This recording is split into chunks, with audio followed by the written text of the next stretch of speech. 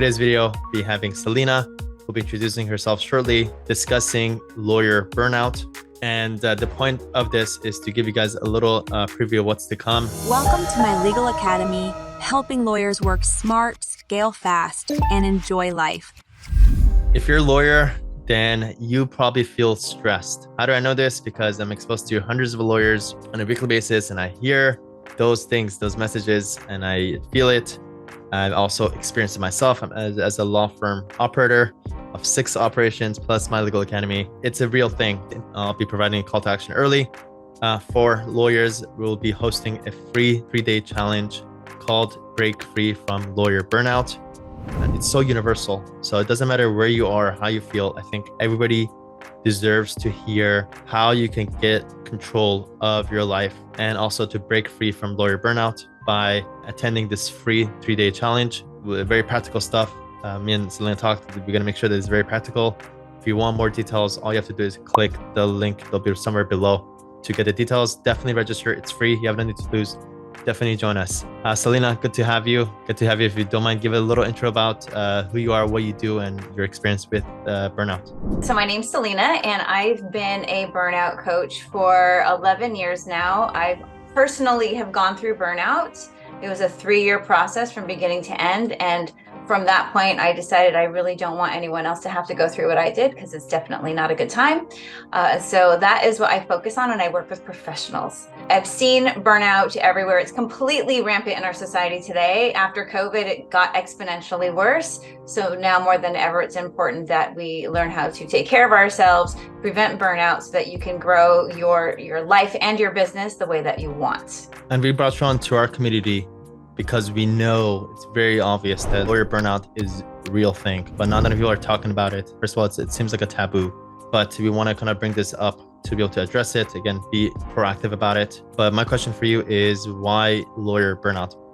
Well, lawyers are very type A. There's definitely a lot of control that they like to have. And so for lawyers, being able to do everything themselves is kind of where they want to be, because they feel more comfortable that way. But once they start to be in that all the time, they're in the weeds all the time and they don't have help, that's when things get even worse. So lawyers are very susceptible to burnout because of that. When you're not letting go of any control and you're trying to manage everything yourselves, it's a wonder you're not already exhausted, right? So that is why lawyer burnout is something that I really feel that is necessary because of the way that the mind works when they're just in the weeds all the time. And law isn't necessarily an easy thing because, when you're a law firm owner, not only do you have to work as a CMO to bring in clients, then you also have to be essentially the client success manager to make sure the clients are served. Then you also have to make sure that the operations is running. And then you also have your team. And you have your leads that you have to talk to the clients that you're dealing with. Plus, life is happening at the same time. So there's a lot of the stuff, as a law firm owner myself, I know that it entails a lot. It's not an easy business, and especially when you have clients that you're still dealing with yourself. Can you talk about that, like the extra work and what are the strains of working so much? Oh my gosh, so many. So when we are telling ourselves that there's so much to do, I have to do it myself, I don't know where to start, I don't know who to hire, when you have all of these questions rolling, it just compounds what's already going on. So they're working nonstop and they're likely furiously working, and then they crash. And because we live in this day and the way that society is, we think that's normal. We think that that's fine. That's what successful people do. We work ourselves to the bone. So you work hard and then you crash, and then you try to recover from that, and you're just more sluggish and you have no energy, and then you're unable to sleep, and then you become moody. It's just this whole cycle. And the more that we decide that we're going to do all the work ourselves, the harder it is to actually let go of the control, and it perpetuates the cycle. How much of that is self-talk? Oh, a lot of it is, but it's also just understanding what your mind is telling you. Because if you're in this industry, if you're a lawyer, you're going to have this self-talk happening already. But between that and then what society is telling you, so you have your own mind telling you things, and then you have society telling you the same things, and you just believe that this is truth in the way it's supposed to be. And so you just keep doing it because you don't know any better. And as you mentioned it, people just assume that that's normal and that's just part of it. And just that's what I got to do to be able Right. to sustain myself and my family. A lot of people have also feel the extra pressure from their family. Will have 3 kids, 4 kids. How am I gonna, be able to get them through college? I'm able to feed them unless if I work 40, Right. 50, 60 hours. Exactly. And one of the things that I also think is important for people to know is that when you are a business owner, you are the greatest asset to your business, because without you, it doesn't run. And so if people could kind of grasp that a little bit better and understand that if I don't take care of me, then money for college, everything you just said, all of these things will not happen because I'm the only one running the show here. So if they go down, the whole business goes down. So I think if we can get people to understand that no matter what the world's telling you, you have to listen to what your body needs and what makes you actually feel good about what you're doing besides just the hustle and grind, because you have to take care of yourself or it's all for nothing. It all starts with you. And the person and their self-talk, as we mentioned. Hey, hope you're enjoying the video so far. If you're a lawyer and you're looking to work smart, scale fast, and enjoy life, right below this video, you'll find a link to book a call to speak to my team so we can tell you how we've been able to help over 500 law firm owners scale their law firm. Now back to the video. And mantra that I've been kind of instilling myself lately is health is wealth. Yes. Right?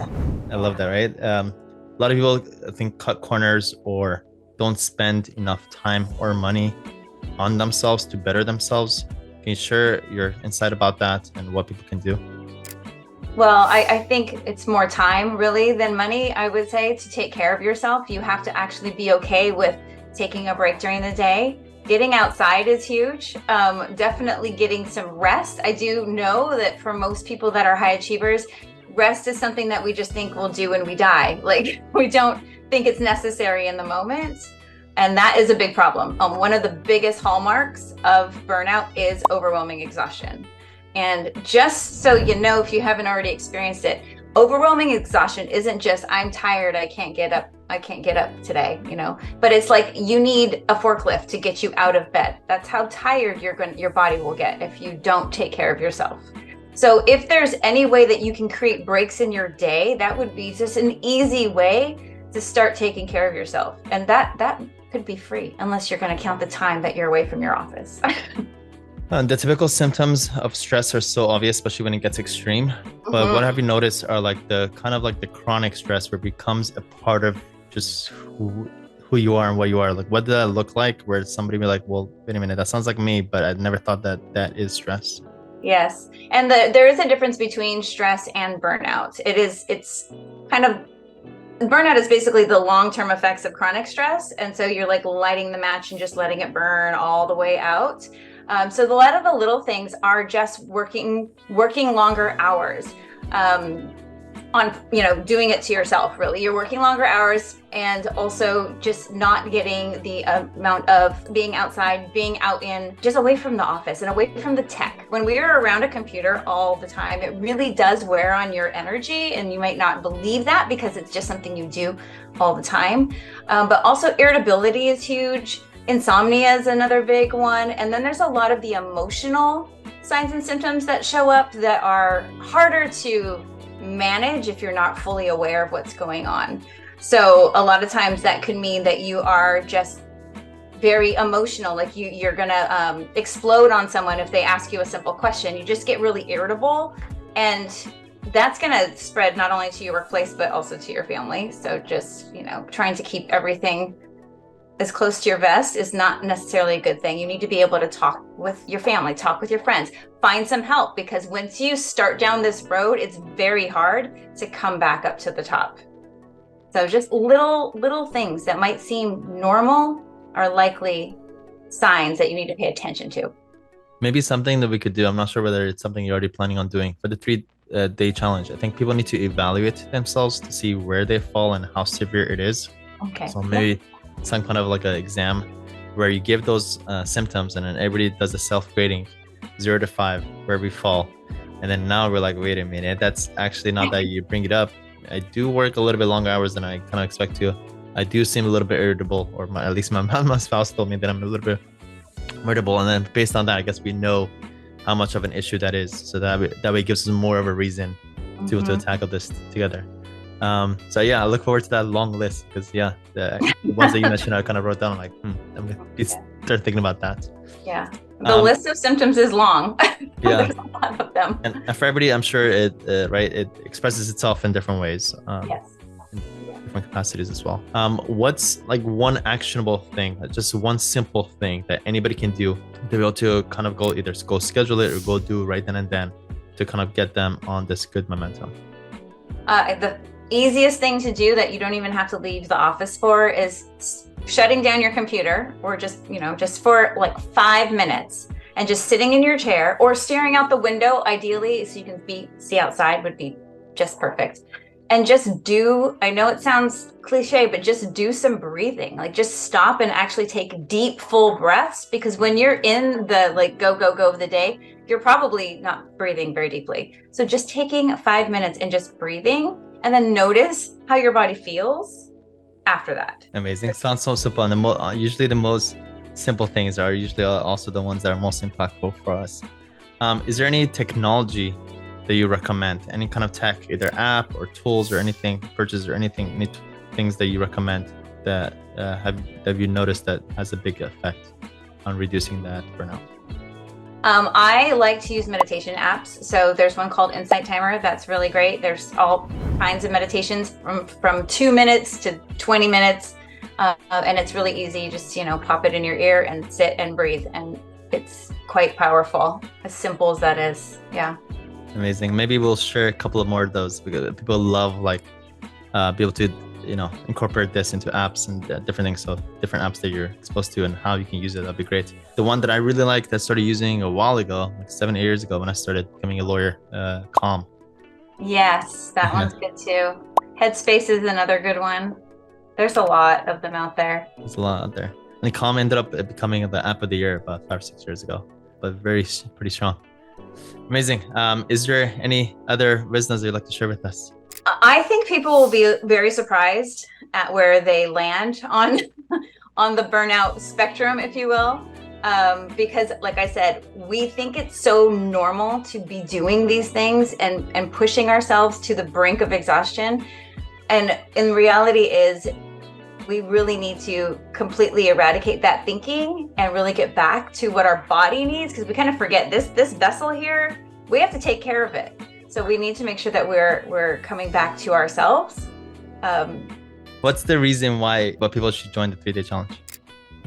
Because they need to see where they're at on this burnout spectrum, because I can guarantee you about probably 90% of the lawyers of the world are this close to the brink of burnout. Yeah, and it's not one of those problems that we want to deal with after the fact. We want to be proactive about it. And also if we are dealing with it, then try to reduce it so it doesn't get worse and worse. So again, the link for the registration for this will be right below this video. If you're a lawyer, it's only for lawyers. We're only restricting it to 300 lawyers. Click below right now. Go ahead, go do it now. Click on it, register, join us live. I believe it'll be on May 9th for 3 days at 1 p.m. Eastern, 10 a.m. Pacific. All details will be in the link below. And we look forward to seeing you there. Selena, thank you so much. I look forward to it myself. I look forward to be able to kind of see my own progress and also our members' progress. You're going to join through this and see the progress from all of us.